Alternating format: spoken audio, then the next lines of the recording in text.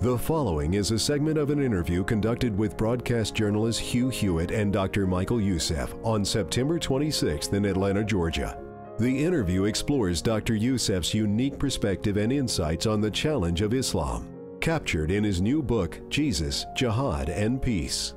When you began leading the way, I assume it was in an era when people didn't really want to talk about the clash of civilizations. Samuel Huntington of my alma mater was reviled, actually, for bringing up the clash of civilizations.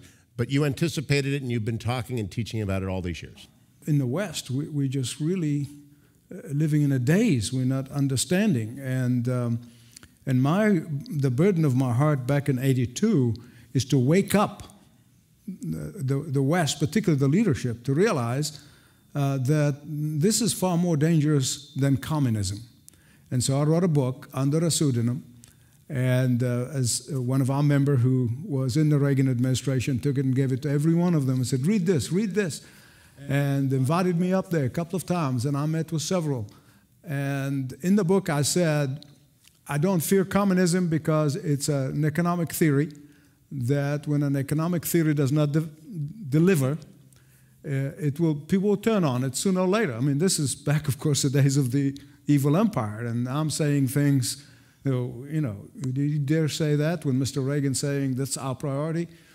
I said the Islamists have the inherent motivation to destroy us, while the communists can't, because their reward is not here, but in the hereafter, supposedly, where they will have all kinds of luxury living with virgins and alcohol and so forth, the things that are forbidden here.